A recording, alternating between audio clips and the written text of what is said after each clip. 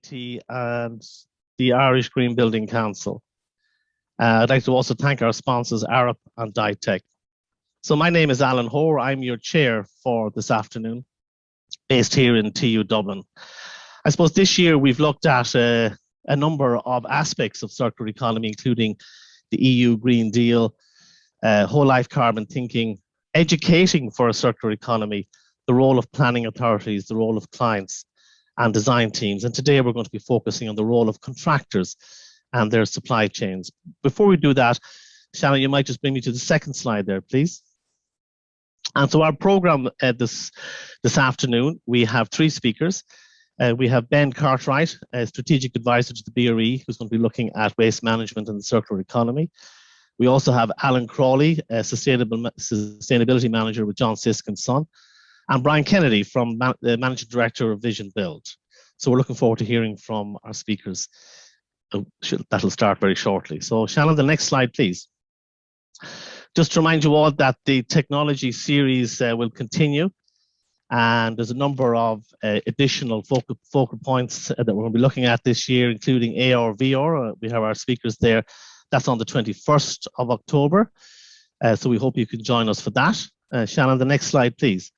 We're also organising a regional week between the 15th and the 19th of November. It always proves to be a popular week and a lot of interesting speakers from around the country. So again, you might want to connect with those meetings also. The next slide, please. And so some of you who may have joined us for the BIM gathering, we had a fantastic event there earlier this last month. And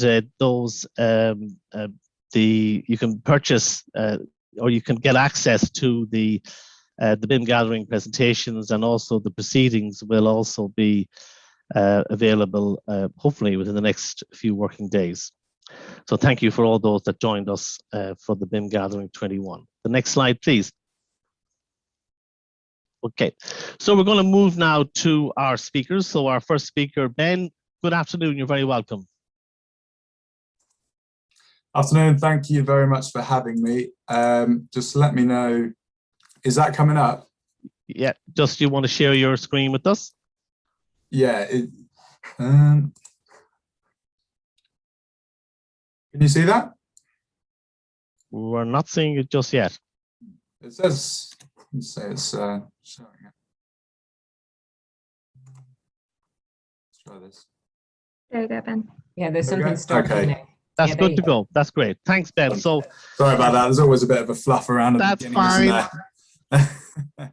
Anyway, yes. So my name is Ben Cartwright. I work at the BRE, and my presentation today is just going to be about a series of sort of insights that we've collected through a project called CIRCult that we're working on.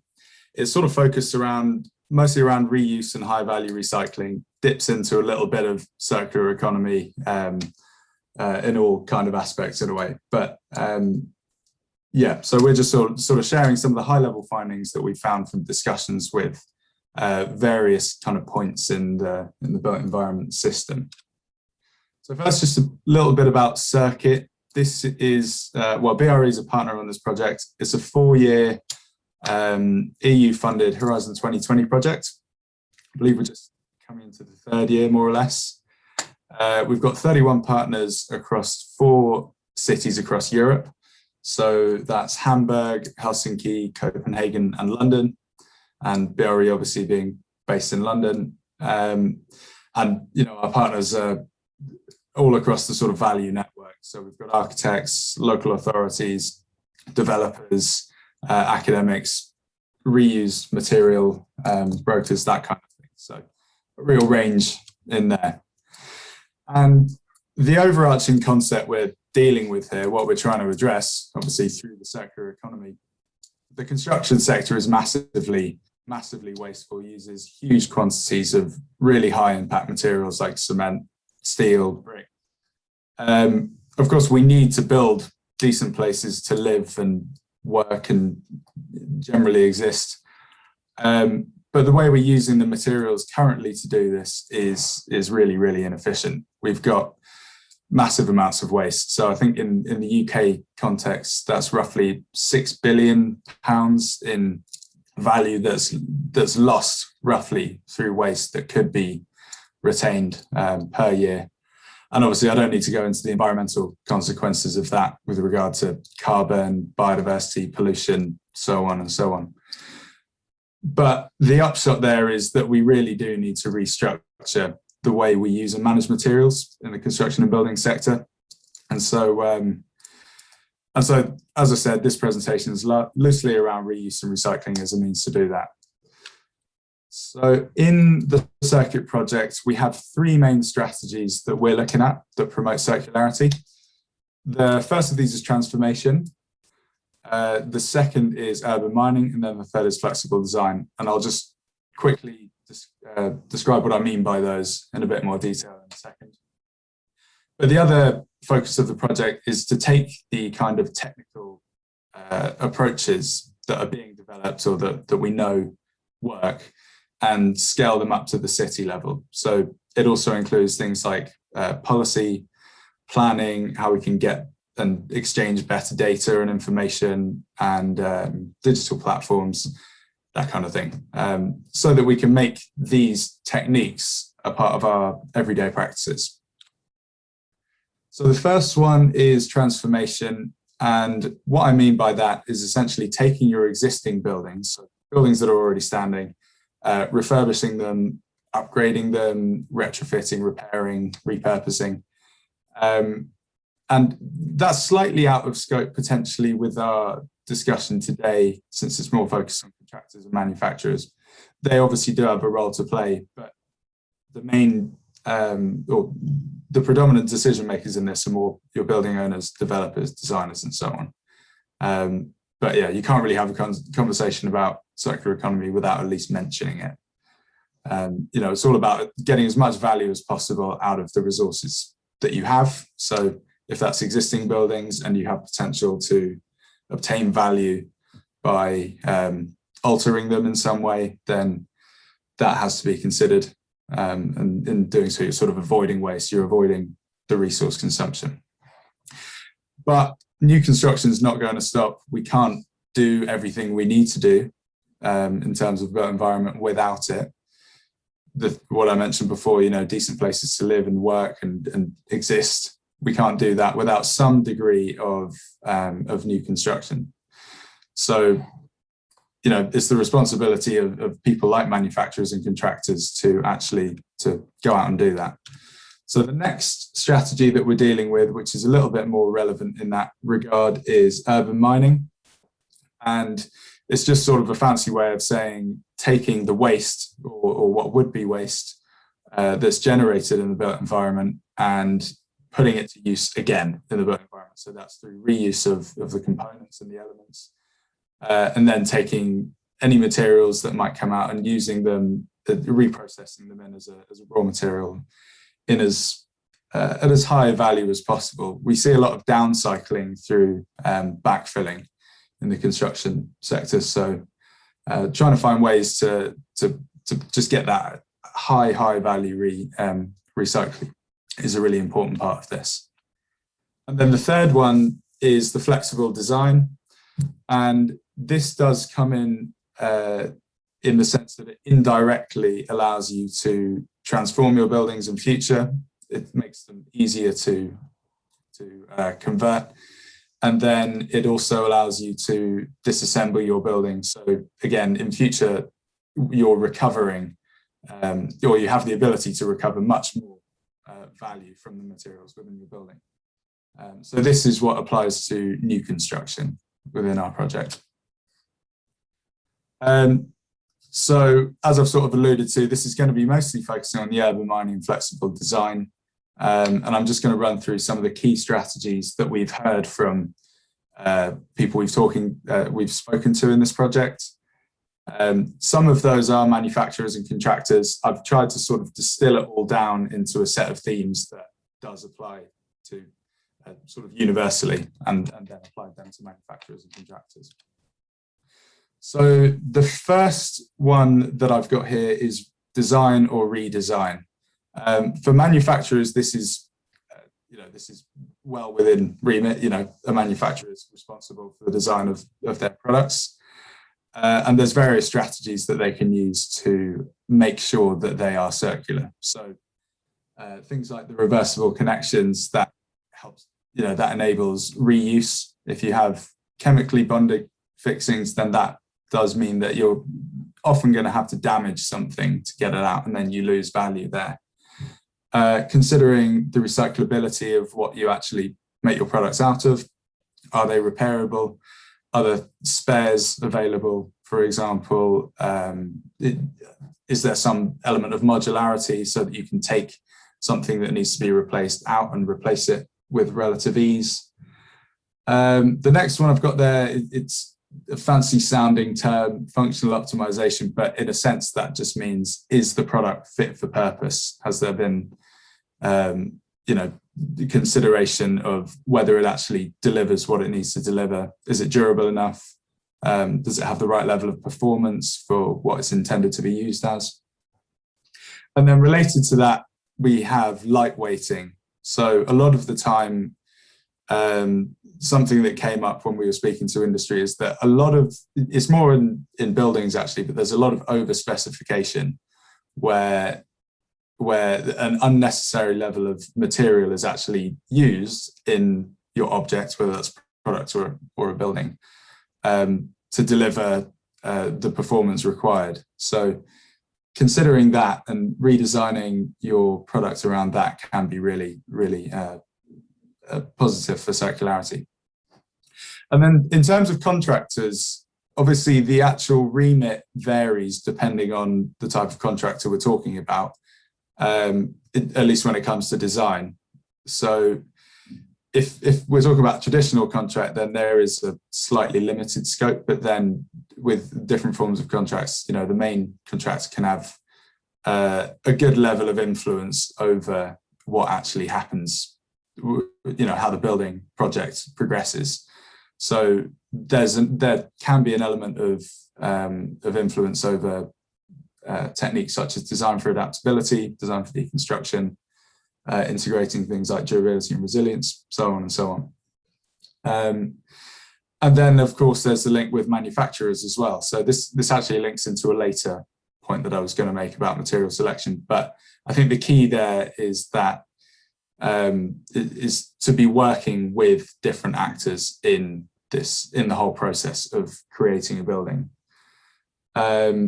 And then another element that's is a more practical one is potentially, we've heard that there's a level of influence over, even if it's just that a contractor is receiving the design and has to work with that, there is some flex on how to on the actual installation. And the installation does have a big impact on future use. So whether you're able to disassemble or adapt to the building. The next key strategy that we've heard is all about material selection, and this is an obvious one, and it applies to anyone who's creating a physical object. So it equally applies to manufacturers as it does to contractors. Of course, if you're specifying recycled materials, reused components, parts, that is directly encouraging that kind of closed loop system within your built environment. So manufacturers can look at sourcing feedstocks that have a high recycled content. You can look at remanufacturing, so basically taking back used parts and reintegrating them into new products. Contractors, as I said, depending on their level of influence over the projects, can look at retaining existing structures that are on a site that they're dealing with, or components that are left over from a previous building. And again, same kind of theme there, specifying the material inputs that come from circular sources. So I think there's a link between the contractor and manufacturer to a very strong extent here. The next one is all about the process of creating your object. So in essence, are you being wasteful in the process of building your building or of manufacturing your product? So manufacturers have a role, obviously. They in their production process, there's a great deal of waste that can be prevented often. This is where things like MMC really come in, and modular offsite construction. You do quite often see really big benefits in terms of actually preventing waste. And then of course, the waste that you do produce, it's all about managing that so that it is segregated out, directed towards a reuse stream or a recycling stream. Same with contractors as well. Preventing waste on site, really, really important, and site waste management is absolutely key. And we see platforms that are quite useful for this. They seem to be coming up a little bit more. There's a few failed examples over the years, but I think now the idea has started to take hold of actually, if you do have components that are suitable for reuse, is actually posting them to a resource exchange kind of platform. So you've got things like Salvo, there's Globechain, Environment, and there's various different initiatives starting up across industries that are sort of looking into that. It is something we're developing in CIRCult as well. And then, of course, as a contractor or a manufacturer, you need to know, in order to stem these waste flows, you need to know where they're occurring. So being able to actually map where they are, what the patterns are, is really important. BRE has a tool called Smart Waste, which is quite useful for this, especially with regard to site waste management. The next one is circular business models. This is something you will have definitely heard about before. More within reach of manufacturers. So you can offer, instead of just typically what manufacturers do is offer their products and say, here you go, sold, and then that's that. There's increasing sort of responsibility or ownership from the manufacturers over what they're putting out there. So things like leasing, service performance contracts mean that there's a sharing economy as well, highly important. But basically it means that in the long run, the actual use of the product that they offer is maximized. So if the building happens to come to an end of life, or if the product comes to its end of life in the building, it's not totally lost. That value that it still has left to give can be maximized through these kind of approaches. And then again, the link with contractors there is working with the manufacturers with this kind of model. So hopefully the theme that's coming out here is that there's a need for much more direct or strong interlinkage in the work of manufacturers and contractors, and sort of really integrating what they do. And that's kind of the focus of this last one here. So communication and collaboration is very general. This is kind of an enabler to all of the other things I've mentioned. But it all relates to being enabling actors at different stages or with different positions in the value network to be able to use these material resources and manage them as efficiently as possible, so that we get the maximum use out of them as possible. So part of that is understanding what the need for what we're creating is. And then there's also something that has come up a lot, is actually taking the information about an object that makes it sort of circular, so the way that it's ideally managed, and passing that down along the kind of throughout the life cycle of it. Because a lot of the time, it doesn't matter if a product is designed for circularity if the person who is meant to be removing it from the building has no idea how to do so, so just flat out demolishes it and then fails to actually retain it. So this aspect is really important. This is one of the things that is constantly comes up as a real sort of hindrance to being able to actually achieve that circularity. So this just comes from a survey that we did of the industry in general. and this just communicates some of the benefits of reusing and recycling. So interestingly, there was quite a high cost benefit in terms of reduced costs here. That was one thing that was said by around 2/3 of the respondents. These are just some quotes from the survey on the left here. A decent chunk also said that in carrying out this reuse and recycling and communicating that to clients or potential clients, that creates a selling point for the business and a sort of distinguishing feature. And then also, encouragingly, the environmental benefit as an inherent value was also stated quite a lot as well, which I think is very positive for the industry. And then in terms of barriers to reuse and recycling, policy was really stated as a major one. I think that is fairly obvious. If there's a policy in place that makes you do it more, you're going to have to do it. Interestingly, cost and high fees was also stated as a barrier as well as a benefit. So in exploring that, I think it really depends on how you do it and whether you're doing it properly. It doesn't have to incur a massive cost, but it can in some cases. And potentially that's related to the one below. So the perception of the difficulty or lack of awareness of how to do it. Time constraints are always a strong consideration in construction projects, so that's fairly unsurprising. And it is true that in some cases it can take more time. For instance, if you carefully have to dismantle a building, or if you're using slightly more complex techniques, that is understandable. The next one down is interesting. So that relates to actually having the trust in reused products and recycled products that you're specifying. So that sort of suggests there definitely needs to be some element of, standardized testing and certification to actually to really enable reuse there. Probably running slightly over, so I'll wing through these quickly and then I'll pass over. So these are just some of the enablers that we've heard about.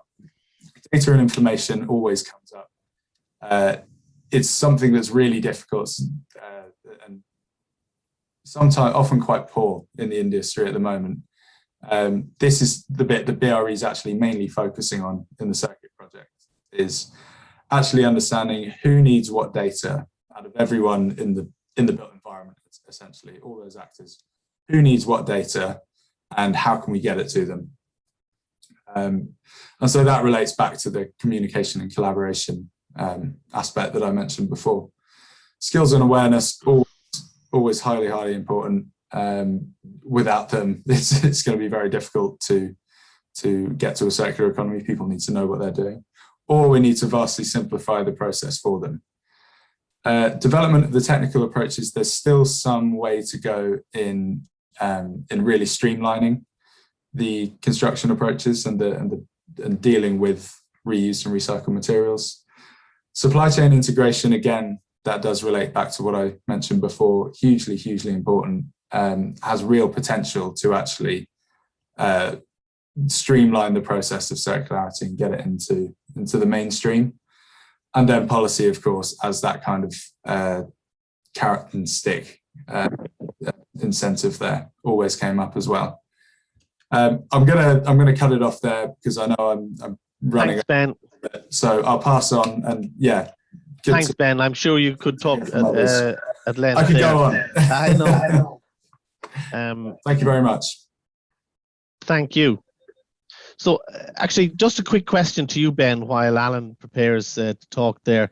Obviously, a lot of talk about using recycled materials, natural materials, using resources in use, ensuring buildings and components are repurposed. That's all circular. But what about using energy, more energy than you consume? This whole idea that you're recycling energy, and that you're getting credit for any surplus. Does that, in your view, does that come into circularity? It absolutely does. Yeah, I think I've focused mainly on materials, but I think it relates to any resource that you can sort of consider using, really. And energy, of course, is a massive part of all of this. It's interesting because we're hearing that energy costs are going to significantly rise. I understand in Ireland is also soon we're going to have an opportunity for homeowners to sell electricity back to the grid. It just means, it's interesting to see whether construction sites of the future, for example, could be generating more power than they actually consume. And I leave that just to think of, and thank you so much. It was a good introduction, a great introduction, setting the scene for both Alan and Brian to respond, I suppose. So Alan, good afternoon, and whenever you're free to start. Thanks, Ben.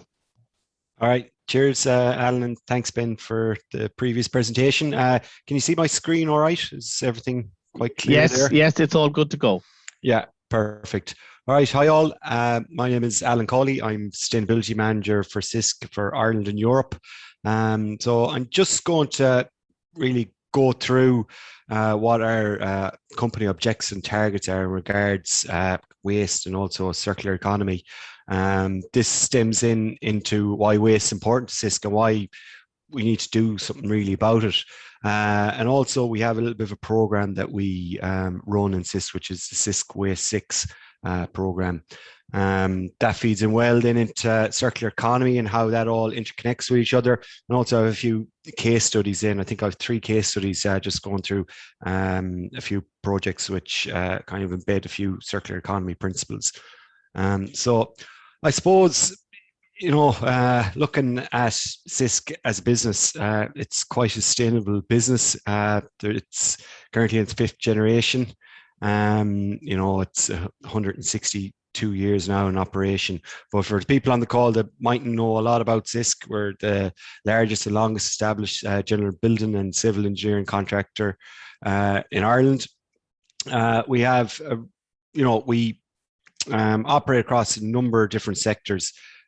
So we can, that goes through like main contracting, management contracting, design and build, design, build and finance, partnering, turnkey and joint ventures also. So we have a wide kind of base of which we work. And I suppose we can, a lot of stuff that we do in Sisk, we can influence, the rest of the other contractors and also, government as well into a lot of changes. So, that's what we try and do. So looking at our objectives and targets,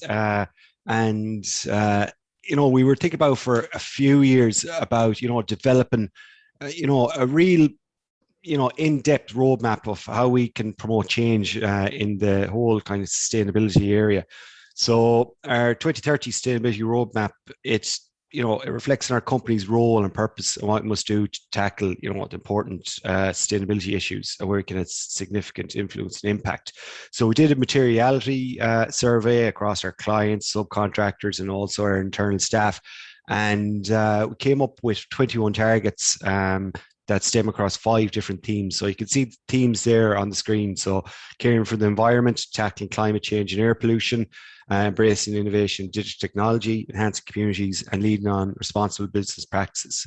So probably taking out enhancing communities, the other 4 themes that, waste management, circular economy can, really drive kind of change in those areas. With a roadmap as well, we align them with the Sustainable Development Goals. Mainly 9, 11, 12 and 13, which really deal with, 9 deals with industry, innovation, infrastructure, 11 sustainable cities and communities, 12 is responsible consumption and production, and 13 is climate action. So, and there is a direct correlation between carbon and also circular economy. There is they kind of feed off each other, and that's what we're kind of seeing in a lot of our recent tenders as well. So with our roadmap, just a bit of a high level on a few of the targets. So by 2028, we're hoping to, be able to operate with zero avoidable waste. So what that would mean is that we want to have as minimum waste as possible through our construction. And that will take a lot of work. So you're looking at modern methods construction, looking at offsite fabrication, looking at how we can improve the recycled content in the materials that we are using. And also here with our we'll achieve carbon neutral status by 2030. So we want to be, not using diesel, not using non-renewable electricity, looking at battery power, looking at fuel alternatives such as HVO. So these are really kind of hard-hitting targets that we have to work towards to make sure that we're more circular.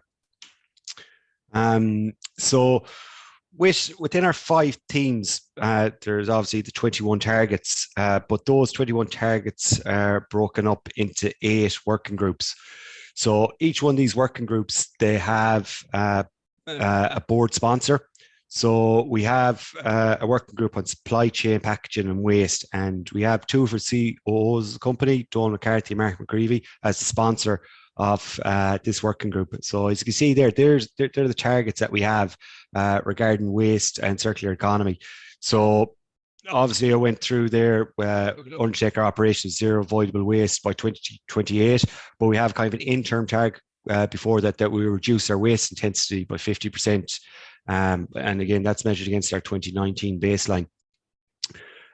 Also then, by 2023, we want to eliminate single-use plastics in our operations. So again, we have to have we're having a massive focus on our supply chain and how we can reduce the use of single-use plastics. So that then as well, it also feeds into embedding circular economy principles into our strategic business plan about 2023. So we're currently looking at tools and systems to see how we can embed circularity into our operations. So one of the things we've done recently, we've signed up for one-click LCA. So we're currently conducting a few trials on that. So again, there's that focus on carbon and also then circularity as well. So moving on to really basic kind of principle here, like what is waste? So the Waste Framework Directive, waste means any substance or object which the holder discards or intends or is required to discard or otherwise dealt with as if we're waste. So we have to really change the kind of thinking on this. So we have to really think of a waste, how it should be a resource and how we can reuse it after its end of life of what it's doing in that point in time. So it's Sisk, why is waste important? So I'm going to put a figure up on the next slide. During 2020, Sisk spent about 2 million in the UK and Republic of Ireland on construction waste. So that doesn't include any projects that we would have been demolishing. It doesn't include any soil and stone that we've removed off site. This is just construction waste. So this will be waste materials mainly from what we're doing. So putting this into context in as well, like Sisk, we do a lot of good things. We are good at recycling. And with Ben in the previous presentation, we do use smart waste to record all our waste, and that's how we kind of benchmark year on year the reduction targets that we have in place. But even with everything that we have in place, most of our waste spend, nearly 75% of our waste spend, is on mixed waste. So to put this in context as well, a mixed waste skip costs nearly double what a segregated waste skip would cost. So in reality, 50% of the waste going off our sites is mixed. So if we're looking at that, there's a lot of material that goes into a skip that possibly could have been reused, or else it could have been issues on site where it was a quality issue where work would have to be redone. So just going on to this slide now here, just a bit of analysis that we did on a project in the UK, in London. So this is based on a 40 million residential project. On the left, it's a cost analysis of if you just use mixed waste skips, and on the right then if you use segregated skips. So plasterboard then, because of regulations, it can't be mixed with any other waste. It has to be reprocessed. Well, as you can see there, the figure on the left is 279,500 without segregation, and then it's 213,000 if you are segregating it. So that's a cost saving of 6,000 or 24% saving. again, to put this in context again, that 66,000, if you had your 2% profit margin on a project, that would equate to about 3.5 million worth of work.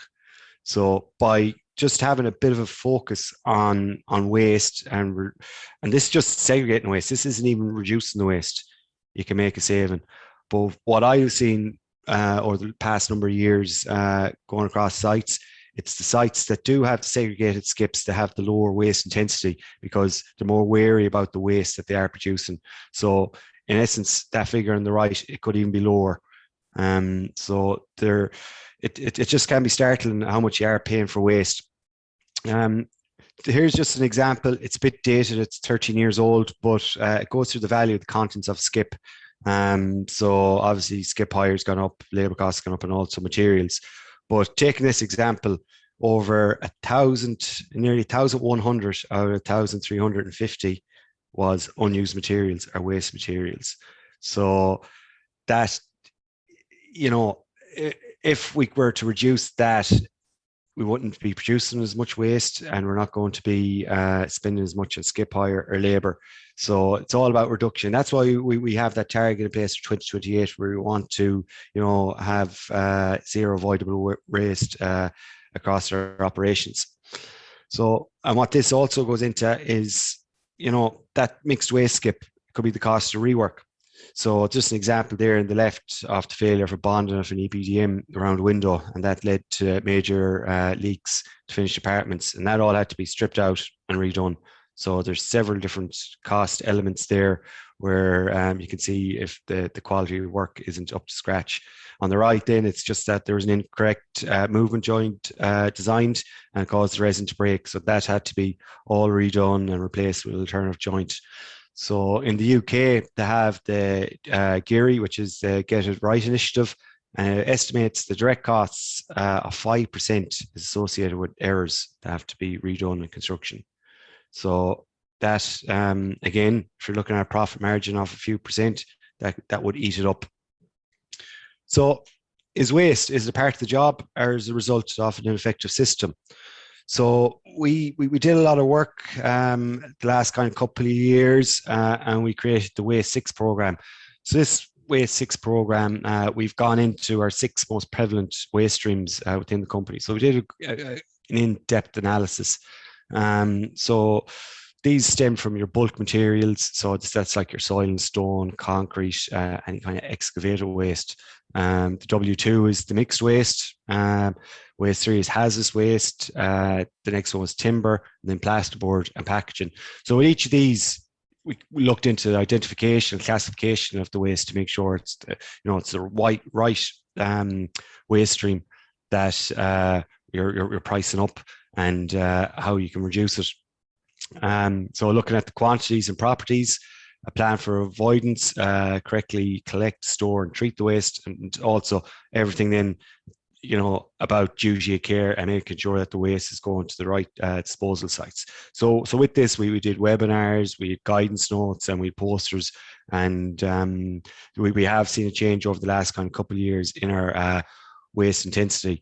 So I'll just kind of give you an example now in a minute of just some of the items are included in the Waste 6s. So this is Waste 1 bulk materials. So we looked at, the reuse options, which is, try and reuse soil and stone within the development or on other sites, or utilize Article 27 to use it on a completely different site. Looking at hazardous soil and stone, can that be encapsulated, within the development as well, ensuring that obviously there be no environmental concerns with that. Recycling, then looking at Article 11 and Article 28 for crushed concrete, and similar will be the quality protocols in the UK. So with recovery, then soil recovery facilities would have everything in place. With the Waste 6s as well, look at take back schemes. And this is where circular economy really comes into play. So you're looking at gyprock in Ireland for plasterboard, where any waste plasterboard can be reprocessed into new board. So the new board with gyprock, about 20% of it is recycled. Other ones there like Kingspan, Protec, the pallet loop.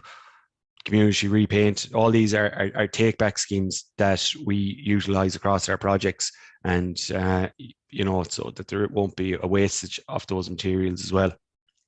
So moving into just a bit on circular economy. So, you know, here it's, you know, a linear economy, and it traditionally follows the take, make, dispose step-by-step plan. So this means that the raw materials are collected and then transformed into products. They're used, and then they're finally discarded as waste. So the value is created in this, you know, economic system by producing and selling as many products as possible. So an economic model based on this sequence takes, you know, the raw material, and then that'll make the product, and then you use it, consume it, and then dispose of it as non-recyclable waste, which is demonstrated to be unsustainable for both its resource consumption and also its environmental impact. So looking at then the you know, circular economy, there's three main principles which include design out the waste, creating products and solutions that are reusable and repairable. And we talk about this in terms of construction, we need to look at the long-term use and flexibility of the projects which we're constructing. So can our buildings be adapted in the future for other uses, as well as looking at designing the buildings for deconstruction, where the materials can be rescued and put back into reuse, or at least recycled and burnt from landfill. So we need to ensure that we keep the materials and the products in use, and we need to ensure that we hand over completed projects to the clients and end users understand that they've been designed into those structures, and ensure to make use of these flexible and repairable and reusable solutions that have been incorporated. And the third principle then is about regenerating the natural systems. So here you need to be return valuable nutrients to the soil and other ecosystems so we can enhance our natural resources. And looking then in construction, you can see how we can, you know, ensure the life cycle of construction projects. So that again goes from extraction, manufacture, transport, construction, maintenance, refurbishment, demolition, and recycling. So you're looking at cradle to cradle, how we can keep everything going.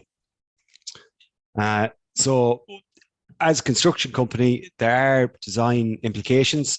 So especially with, you know, design and build, you can have more of an influence of what can be incorporated into the project, and you can look at, you know, the selection materials, and look at the green guide specification, and looking at, you know, sustainable sources of material. You have to look at recycled content, responsible sourcing, so BS 6001, EPDs as well. They're growing a lot of traction, and you know, choosing products that have EPDs, and you know, ensuring that those products that they do have a life cycle where they can be reused in the future. Life cycle assessment. So as I spoke earlier about one-click LCA, we were trialing that, and we're looking to roll that out to projects, new projects next year. And also looking at the product knowledge as well. So made to measure, precast, and also looking at the availability of this. And in the UK, they have RAPS, which is a good guide for designing out waste. So with the Irish Green Building Council, they run the EPD campaign. Sisk, we are signatories to this, so we're promoting the use of EPDs across our entire supply chain, be it suppliers and subcontractors. So what the EPDs have included is they include, you know, the product stage showing the impacts of the manufacturer and supply chain from cradle to gate. They also go through the construction stage showing the impacts of transport and also construction on site. The next stage then it shows the impacts of any emissions in use, maintenance, expected repair or replacement, and any energy or water consumed in use. And also the end of life, which will show the impact of demolition or deconstruction, and also the transport to waste processing, any recycling and disposal processes. So this gives you a good indication of what materials, what are included in the materials, and what you can do with them at the end of life. And we measure these across all our projects. So this is just an example of, you know, an Excel showing all the different products that would have EPDs. So this is only a snapshot of one of the projects. So also the next part is just designing out waste. So there's, you know, 5 main principles for this. So the first one's designed for reuse and recovery. So reuse of existing buildings, structures, components, materials, and services from on-site or elsewhere locally, either now or in the future. Design for off-site construction, so designing prefabricated structures, components, panels, composites which can offer reduced consumption of water, energy, materials, and create less waste. And the last three are designed for material optimization, designed for waste efficiency procurement, and designed for deconstruction and flexibility. So a few examples of designing out waste over the next number of slides. So looking at blockworks, this is an example again in the UK where interconnected blockwork was reduced in the final design, so there'll be less offcuts. Here are just a few examples of using certified timber for your formwork on site that can be reused over and over again. The top there you have reusing topsoil. So again, as I alluded to earlier, just about thinking about Article 27, where that material can be reused on another project. Bottom there you have reclaimed brick from a demolition project that could be incorporated into new builds. So thinking about if a project or if a building is going to be demolished or deconstructed, that you can use those elements again for different purposes or even the same purpose. And then the right there, the reuse of recycled aggregates. So just ensuring that the end of waste criteria can be met with that, and it can be reused again. Another item here, it's just with sustainable concrete. So use of GGBS, which is ground granulated blast furnace slag, which it's a byproduct of the iron manufacturing. So this is a lot of our suppliers now are incorporating this into most of their mixes. So again, it's a more sustainable option, less embodied carbon, and again, you're using a byproduct from another process.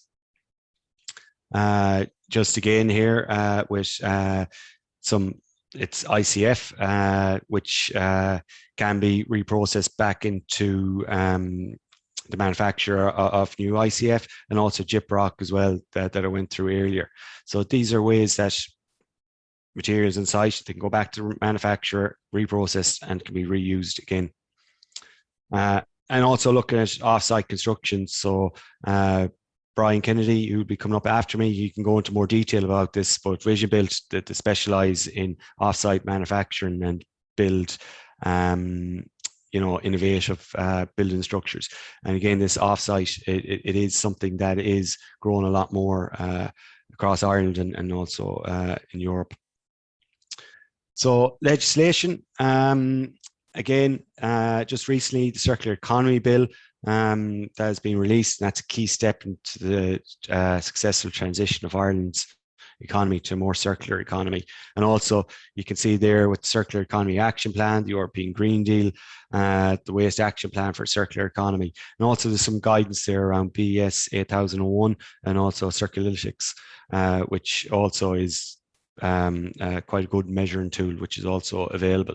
So I just have three quick case studies. I'm probably a little bit. That's fine, Alan. Yeah, so it'll just be 2 minutes here. So just this is a project in Dublin. It's One Wilton. So they did an analysis of the embodied carbon of the concrete used, and overall there was 13,700 cubic concrete used.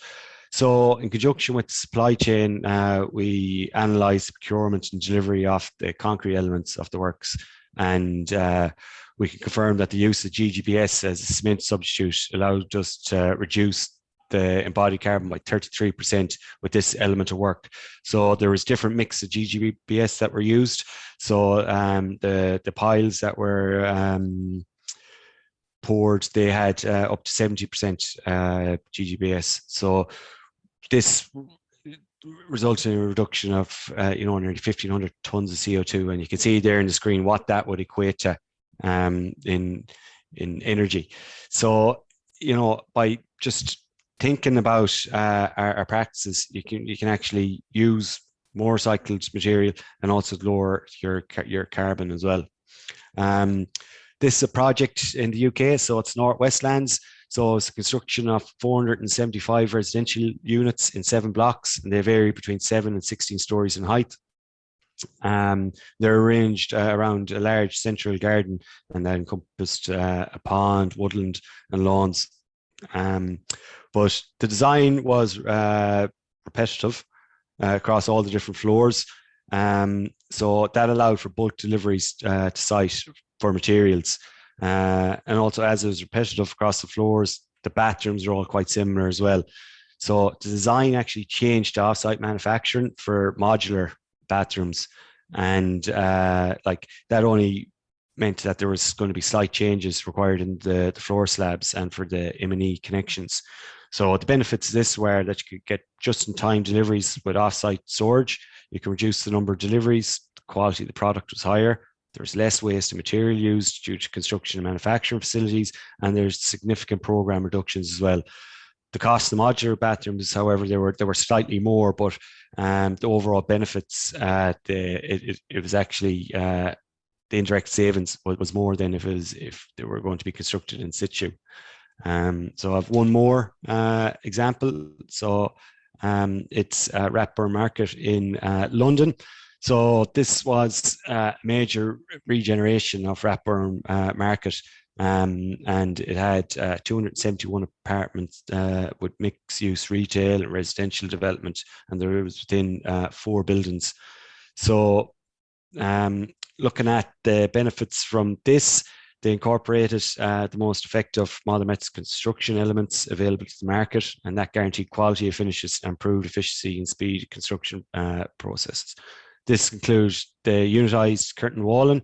So this is off-site manufacture, and that was incorporated the tallest part of the development to speed up the construction and make best use of the benefits of repetition. So the panels are actually craned into position. They're also bolt-on balconies, and they're designed to appear continuous, but they're built off-site, and also, again, they're craned in.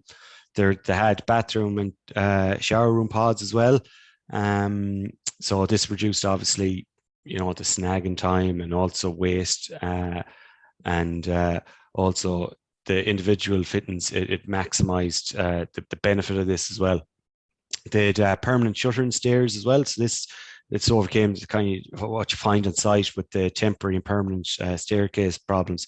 And by including this, you could have the stairs installed from day one. And also other sustainable construction technologies included green roof and rainwater harvesting. So that's just one project that really kind of brought in kind of modern methods of construction. And I suppose with the offsite manufacturing, it is it's a massive plus in speeding up program time. So that is about it. Sorry, it's a bit over. No, you're grand, Alan. You're perfect. A couple of minutes? It's neither here nor there. So thanks very much. Lots of examples of, I suppose, discrete interventions by the company. So just before we go on to Brian, could you just explain what an EPD is again? Yeah. So an EPD is an environmental product declaration. So I suppose what that does, it just gives you all the environmental information of the product. So it goes through the whole life cycle from extraction. And that can go right to the end of kind of deconstruction and right to the end of the project, or deconstruction, whatever, 70 years down the line. And who certifies this? Who certifies the EPDs? I'll have to go back to. I just wondered, was it an Irish Green Building Council initiative or something? No, EPDs, they're worldwide.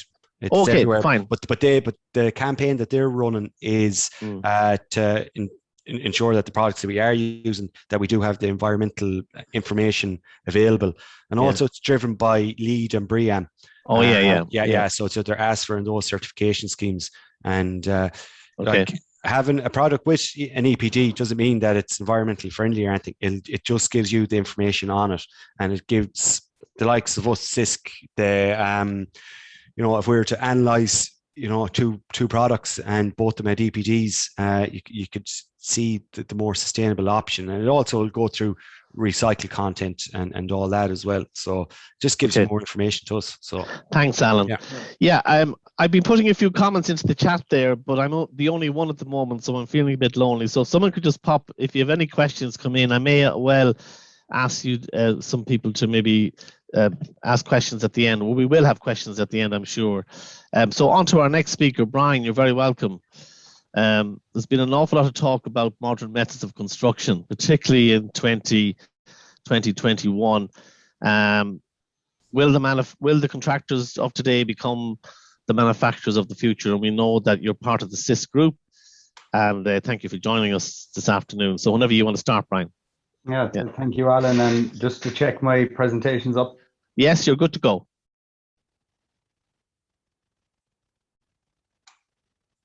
Yeah, have we got Brian?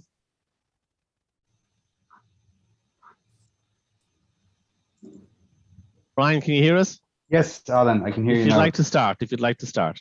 Great stuff, thank you. Good afternoon all. So Brian Kennedy, Managing Director with Visionbuilt. Just a little bit of history on myself. I worked in main contracting for about 16 years, mostly with John Sisk, and real passion for kind of off-site modern methods of construction. And Visionbuilt is a company based in the west of Ireland that was acquired by Sisk in 2019, and we manufacture various different innovative systems for off-site. So what I'll run through on this presentation is the first part will be around the sustainability roadmap. And Alan mentioned around the Sisk 2030 sustainability roadmap. I'll also talk about key circular enablers.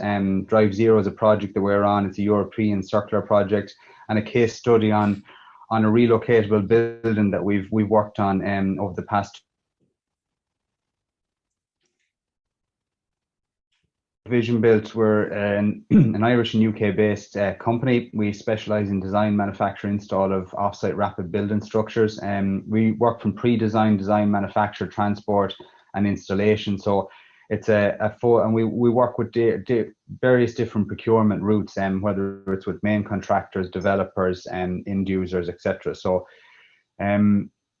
the building to take care in for tomorrow, Alan Cawley mentioned around the Sisk initiative around 2030 sustainability roadmap, and this gives an overview. There's 21 ambitious targets for 2030, and it really drives, I suppose, the whole sustainability agenda, and particularly circular economy. And one of the key targets is that embedment of a circular economy by 2023 in all our processes, and we see offsite manufacturing as a key driver in all of that. One of the initiatives, and I suppose the key enablers for us as Visionbuilt, is that we've created an innovation hub based in the west of Ireland. We've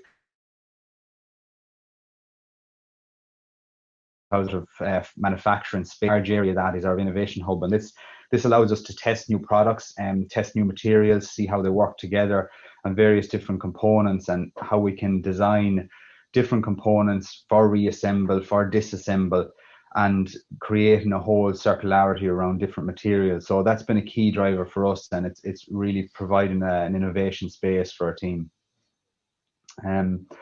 So in terms of the key circular enablers, and Ben mentioned some of these, they're quite common across all industries, whether it's manufacturing or contracting. The first one is, it's not going to be voluntary. Circular economy is coming at us, and the people that take it on are going to get advantage early days, but it is going to be mandatory. And there's various different frameworks, strategies, and key initiatives by different countries, including UK, France, Holland, Italy as well, and it's really driving the whole circularity materials and what materials you can use. And this is going to be mandated, and we can see it happening, particularly in the UK, around what materials you're using and your embodied carbon in your construction technologies. So what I suppose we focus on is components, and we adapt various different techniques to bring various different materials together and to make it standardized. First is the key initiative, and also then to make it, I suppose, look at the whole life cycle of the product, look at how long design life it has, where can it be in 40, 60, 100 years time, and how can we reuse that in a different method. Our base products are steel. We use light gauge steel and we use hot rolled steel. So Steel as a product is very good on reuse. So, you know, you get a high recycled content, but you also get a good reuse because of its strength to weight ratio. So we utilize that product in various different elements of builds. Up to 10 stories were certified here in Ireland. And I'll show you some of them builds in the later slides. So I suppose the process is the other key enabler. You know, how do you get a process to work? And Ben mentioned how people and companies and architects, clients and contractors and manufacturers need to work together collaboratively, and that's how you really reduce cost. That's how you really get a circular nature into our built environment. And you know, we focus on DFMA as a common term, but DFMA and D is the key, disassemble. So, and it's probably the one most challenging things about what we're trying to do in the circularity environment is designing for disassembly, because access can be difficult, materials can be difficult, tolerances can be a challenge. So that is the future of, you know, our innovative designs, is how we can disassemble. We design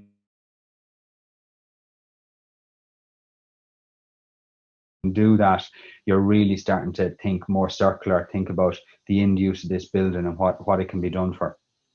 The other key issue is around trades and the lack of trades in the industry. So, you know, moving to a more factory environment, the population of wet trade and traditional apprenticeships has dropped off. You know, from back in 2005 it was 3,500 right down to only 500, you know, and it's in 2019. So it's a real challenge for the industry. So that, along with, you know, upskilling people for a factory environment from various different backgrounds, and we can see that really working. The final enabler is technology, and I think this is why the industry in construction is actually ready to take on innovative techniques, modular construction, you know, offsite manufacturing, because we now have the technology in place that allows us to coordinate and collaborate effectively and do all that clash detection, traceability of materials, and QR coding to be able to track the in-life of all different components, that we can know the asset that we have in a building, handing over to an end client, and how they can reuse that in the future. So the next section is around a project that we're involved in. It's called Drive Zero. So it's a European initiative. It's gone on till 2023, and we're lucky enough to be working with some great partners in TU Dublin, Cody's and Westmeath County Council. So we're the manufacturing partner in this project, and it's all about looking at our building stock here in Ireland, looking at how we can enhance it in the future, but enhance it in a way that it's circular. So we're taking traditional semi-detached terrace housing units and looking how we can utilize panelized and 3D construction, offsite manufacturing, to upgrade these rather than a more of a traditional materials, because this will allow, again, these buildings to be reused and remodeled in the future. And we're going to be doing a prototype of one of these with Westmeath County Council. So it's providing really some interesting, challenging initiatives, but really interesting ones. And I think the key aspect is around that whole modular construction, that you can drop in units, plug and play systems, mechanical, electrical, is all more plug and play. And these systems are out there now. So it's just the knowledge of how to use them and how to integrate them into your buildings. So the other case study that we have is relocatable buildings. So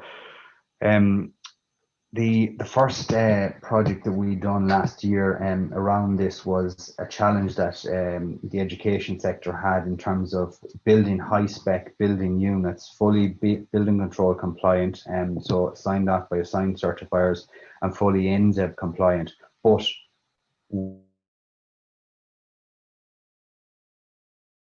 the future for circularity, for adapting to different changes, from be it location of population, etc. And you know, we went about designing a school that met all the requirements, much different to previous that would have been more prefab temporary type units. These were permanent spec units that could be designed and moved. And so we've built numerous schools like this, but just one example is a 12,000 square foot school, and 7 weeks manufacture, 3 weeks install in location number 1. So that was last summer we installed it, fully volumetric, drop-in units.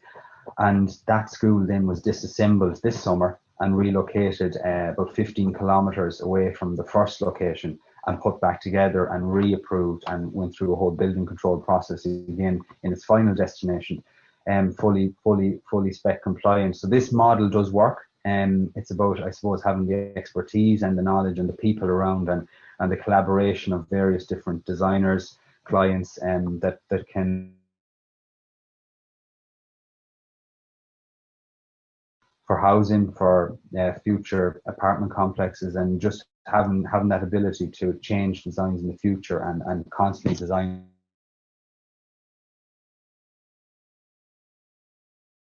So we see a lot more of this happening, and it's coming more and more into, I suppose, the types of procurement processes that we see, how we're designing for that reassemble, disassemble, and reuse. So thanks very much. That was that's the end of the presentation. Thank you.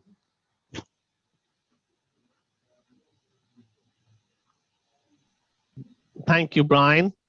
If I could just get all the three speakers to put their cameras on there.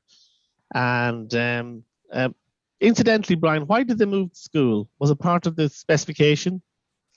Yeah, it was, and there's much more of these. So all the schools, or many of the schools going forward, that they want to be able to relocate, and it's to do with population waiting for more permanent schools to be built. So going through a whole planning process, that's one of them. And these semi-permanent schools, albeit fully compliant schools, can be moved around the country based on demand. That's interesting, yeah. Because as the demographics maybe might fall in certain areas, there may not be the same demand and so on and so forth. That's really interesting. So do any of our delegates have any particular questions they'd like me to ask? I've got one. Mary has just a comment. Excellent presentation, very informative and thought-provoking. Thank you, Mary. Always a great supporter of the Alliance. Yes, so do we have any questions? Any questions from the audience? So, well, I suppose I'd like to ask one generally, if I may. Will construction companies, strategically look at the circular economy by aligning, say, to, as you mentioned, Alan, the sustainable development goals that we're aware of, or is it just through discrete initiatives like you've introduced, like your 6 waste plan and so on? Are you looking at the bigger picture? Yeah, of course we're looking at bigger picture. Even our design team, it has expanded over the last kind of couple of years, and their thought process is how can we make things more sustainable.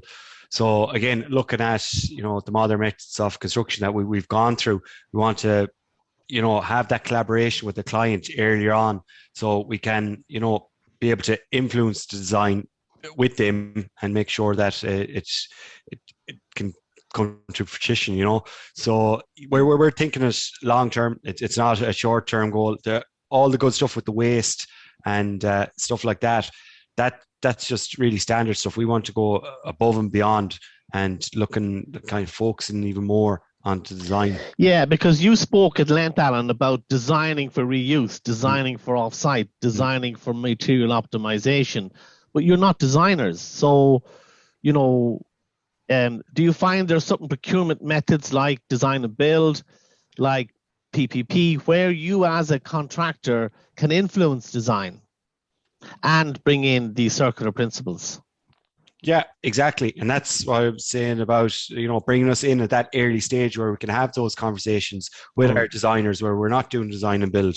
The partnerships that we have with a lot of our clients, having an inception stage where we can have a discussion around circularity and be able to embed it.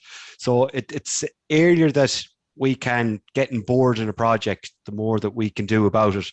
Look, if we're doing, more of a CM type project where we're just construction management, there isn't a lot of scope for us to work with in regards to circularity, but it's again trying to influence, the other stakeholders that we'd have. So we've obviously seen large contractors, purchasing companies like Visionbuilt, but do you see, for example, the future may be that the larger contractors will become, multifunctional and become effectively manufacturers as well. Yeah, I think that is a more sustainable sustainable model to do. If you do, like what we did with Visionbuilt, and having those in place to, have those options, and we can give those options to clients as well. So like what we're doing with Visionbuilt, we've used Visionbuilt across a number of our projects, especially in Cis Living. And look, it is the way forward. Yeah. So there's a lot of talk about bioplastics, isn't there? And the shift from non-renewable materials. I mean, that's a big issue, isn't it? Yeah, look at it. I have my own take on your bioplastics. Yeah, all right, they're degradable, but over what length of time? Is it 100 years? Just because it can degrade over 100 years, is it still a good option? I think you're kind of moving to how can you say, you're moving the goalpost a little bit by just putting that label on it. It's all about a bigger change in trying to completely eliminate it, because that's what we're doing at the moment in our single-use plastics group. Is we're looking at bioplastics and looking as an option, and we're under the consensus that that isn't the solution. You need to kind of think bigger. Like, it has to be a complete change in material. Yeah. So maybe a question to all of you coming from Mary Flynn there. I mean, I suppose it's a challenging question. How long do you think the circular economy will become business? When will it become business as usual? When will we all be expected to be responsible, be more responsible as contractors, manufacturers? So maybe I'll give that one to you, Ben. What do you think? Yeah, I think there does seem to have been a little bit of a shift, at least in the sort of understanding, at the very least, of what circular economy is and how it can help get to these goals that we're going for. In terms of how long it'll actually take to become business as usual, it's hard to say, because it depends so much on things like policy and incentives and technological progress. But there's been, like, for example, in London, I was mentioning earlier, the GLA circular economy statements. They're a positive signal that it's going to be something that at least is in the mindset of every, of the construction sector. Whether that creates a sort of landslide moment, it's hard to say, but it could be within a couple of decades. Yeah.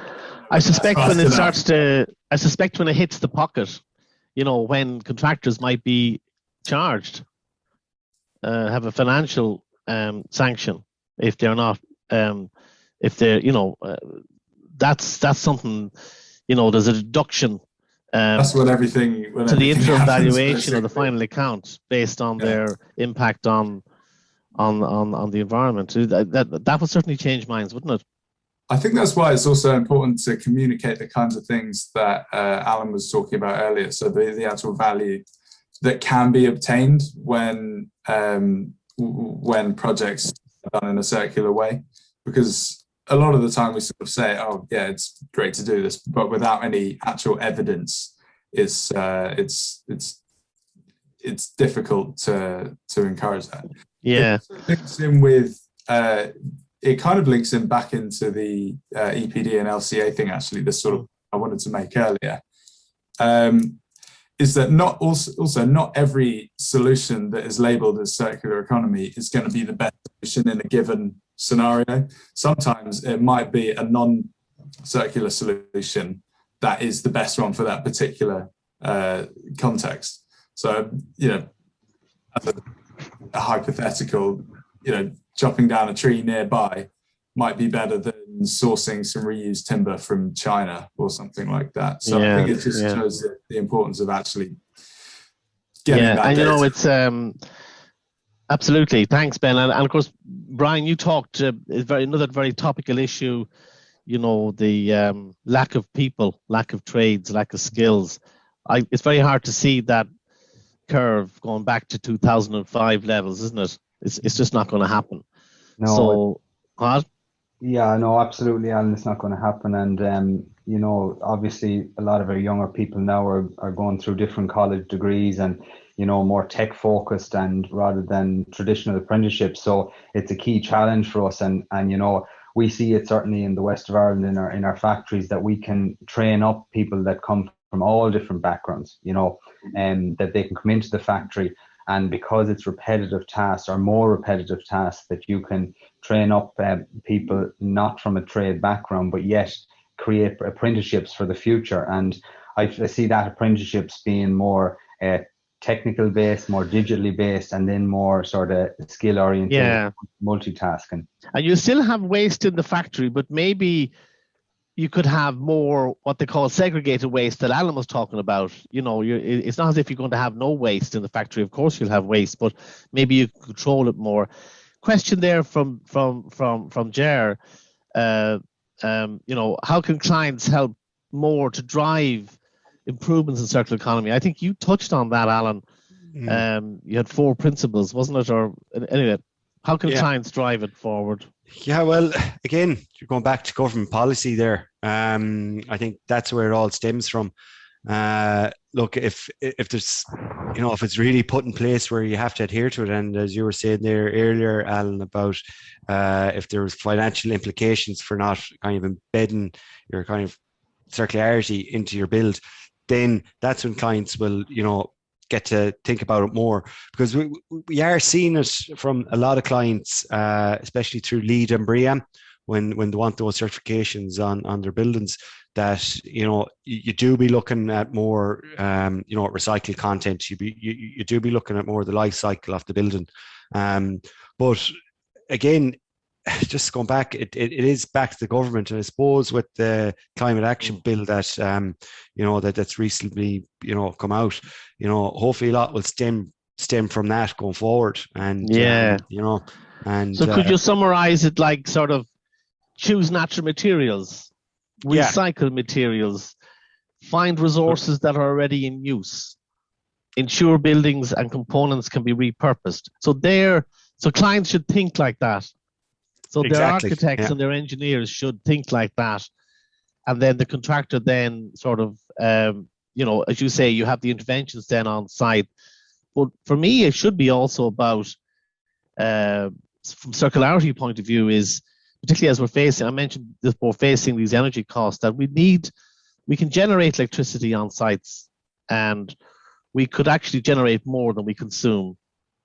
And therefore, there could be a net saving to the I don't know if that's possible. I've never heard that happen on a construction site. Yeah, well, there's a current trial that we're actually doing in regard to some of our cabins and installing solar panels on them, and just seeing about the efficiency of them. So we have done in the UK. We're kind of doing a bespoke solution in our plant department with that, and look, once we kind of have the results back from that, we'll be looking at, you know, doing that going forward. You know, it's really interesting, because I was down in a yard there yesterday and had solar panels on top of the cabin, and it was charged in an EV. You know, I was just doing the full. I know, whether you could deal with the 3-phase supply you need, I don't know. Yeah. But there's a conversation going on there, I see, between Brian and Dan, which is great to see. Connor Shaw, I think that a major opportunity in giving O&M teams who will manage and optimize during use more influence, during the design process. Do you know any good case studies of early FM involvement in projects? Does anyone know of any? Yeah, I think, Alan, you know, actually, interestingly, in part of the Sisk group, or Sensory FM, and so they're integrated in our services offering. So we see a big benefit, and particularly in the future of this, to have early involvement, you know, understanding, particularly IoT now is a huge thing. So how we integrate that back in, and how we can, I suppose, track the materials through their life cycle and how they're performing, and whether it's sensors or whether it's different elements in the building, but it's having that sort of live asset information that can make you allow informed decisions later days. Okay, we're just 10 to 2. I think we're probably done. I've enjoyed hearing the messages from Ben and from Alan and from Brian. It's definitely happening on the ground, isn't it? I mean, there's definitely a sort of an air of responsibility now, and I think picking up what Brian was saying, this is going to happen, isn't it? This is going to become a requirement, is it not? And therefore we won't have any choice in the future. So thank you very much for joining us this afternoon, and thank you to our delegates for also joining us. Just to remind you that we're continuing with our program series in 2021. We'll be back on the 21st of October with our penultimate tech trend event on AR, VR. We're then looking at blockchain and 3D printing before the end of the year. Back with the Circular Economy series on the 4th of November, where we finish on circular cities. And then we'll also announce at that time our plan for 2022. So just to say thank you to all the CITA team in the background. I see Suzanne there, Shannon, Eleni, and Sam, for all the hard work you do. It's always a pleasure to work with you guys. And so I just want to wish you all my very best. And hopefully you can also join us for the regional week that's take place in the 15th and the 19th. So we had an intimate but very knowledgeable very interesting. group. I enjoyed listening. Yeah. Presentations were excellent, guys. Thank you very much. They were, yeah. And we really do appreciate the time. Hopefully we'll start moving towards more in-person events next year. So thanks to everyone. Thanks so much, everybody. Thank you very much. Thanks, Brian. Thanks, Alan. Thanks, Ben.